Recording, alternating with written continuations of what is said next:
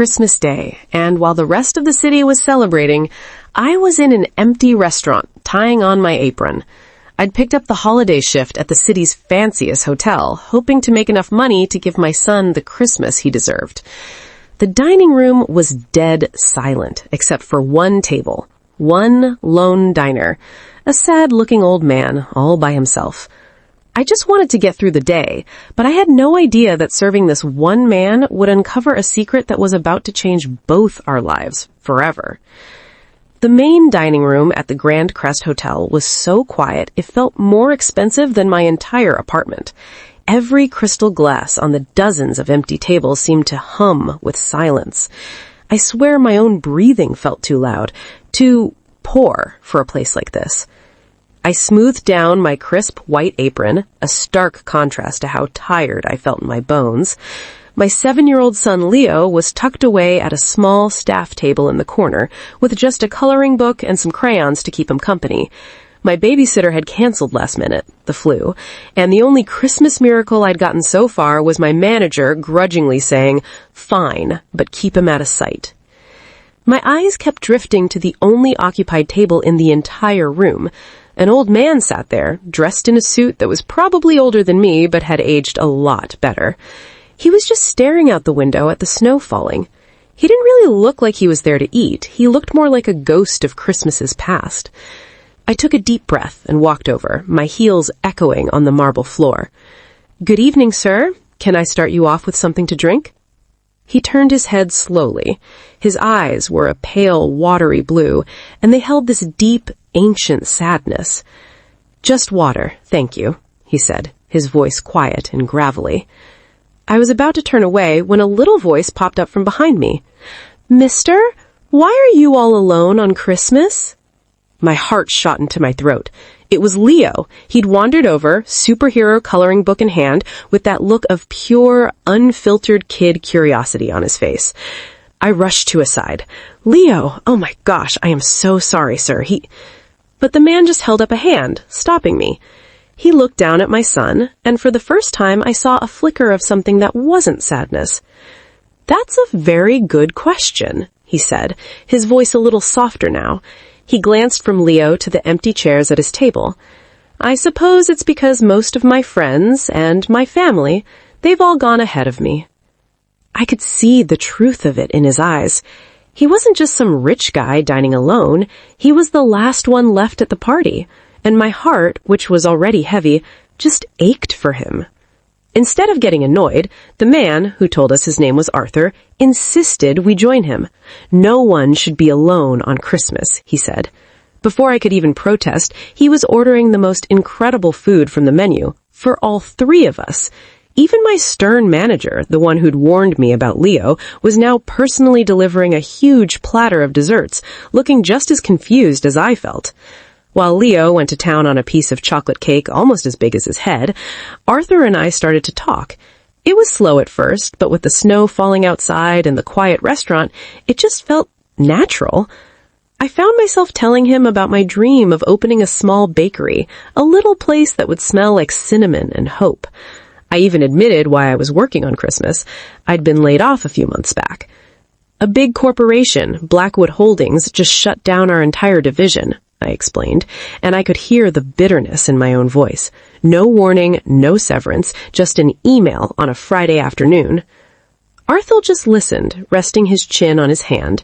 When I was done, he was quiet for a moment, then he said, "I know a little something about failure, too, just not the kind most people see." He told me about a woman he loved when he was young. He was ambitious, and she wanted a simple life. On Christmas Eve, decades ago, he chose his career instead of her. He built an empire, but he never saw her again, never married, never had a family. "I built a fortress of success," he said, his eyes looking somewhere far away, "and I've spent the last 50 years living in it, alone." His regret felt so real, it was like another person sitting at the table with us. A little detail in his story snagged in my brain. The first company he ever started, he called it Blackwood. A chill went down my spine, but I told myself it was just a coincidence. It's a common name, right? As the night went on, it felt like the distance between us was shrinking. When I shivered from a draft, he took off his cashmere coat, which was impossibly soft, and draped it over my shoulders. The warmth was startling. Later, when Leo insisted we all share a creme brulee, our hands brushed, reaching for a spoon. I looked up, and he was watching me, not with pity, but with this deep, aching longing. He wasn't just seeing a struggling waitress, he was seeing the life and the warmth he'd given up. Our strange, perfect evening was shattered by the sharp click of expensive shoes on the floor. It was my manager, and he did not look happy. "Mr. Davidson," he said, his voice dripping with fake politeness, "I think you've bothered our guest long enough, and your son needs to be out of the dining area, now." Before I could even get a word out, Arthur slowly put his napkin on the table. He stood up, and it was like watching a mountain rise. The quiet, lonely old man was gone. In his place was someone with an authority you couldn't deny. "Mr. Davidson," Arthur said, his voice no longer gravelly, but ringing with a power that made the manager physically flinch, "you will apologize to Miss Evans immediately. Then you will go to your office and clear out your desk. No one who works for me treats people with such disrespect, especially a mother working on Christmas Day." The manager's face went white. Mr. Blackwood? I didn't realize." The name hit me like a ton of bricks. Blackwood. Arthur Blackwood, the founder of Blackwood Holdings, the man whose company had ripped my life apart without a second thought, the man who owned this very hotel. A cold, sick feeling washed over me. This whole night, his kindness, his stories of regret, was it all just a lie, a game? The heavy coat on my shoulders suddenly felt like it was on fire. I shrugged it off, letting it drop onto the chair. "Was this just some kind of sick entertainment for you, watching one of the little people your company crushed? Was my struggle funny to you?"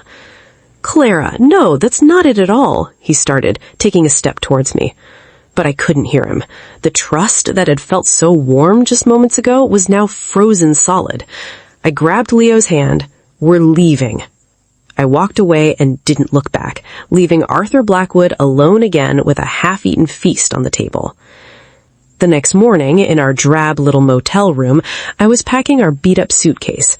The dream of a bakery, the warmth of last night, it all felt like a cruel joke. Then there was a knock on the door. It was Arthur. He looked like he hadn't slept at all. He wasn't wearing an expensive suit, just a simple sweater.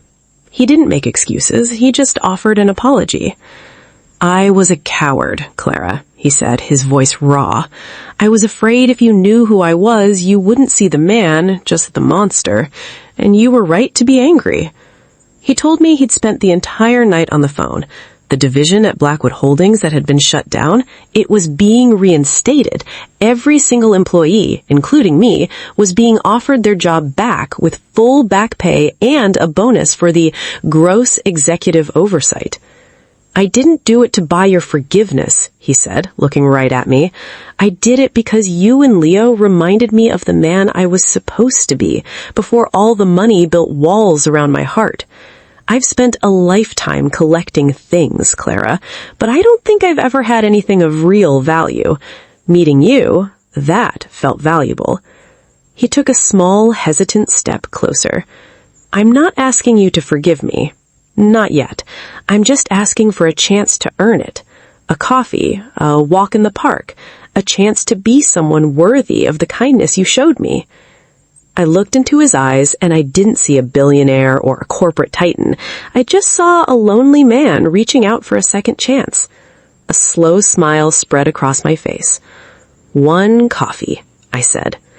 That one strange Christmas didn't just give me my job back. It brought both of us something far precious. It gave us a beginning. It turns out that real wealth isn't what's in your bank account, but what you're willing to give from your heart. And the greatest gift of all, the one that really changes your life, is a second chance.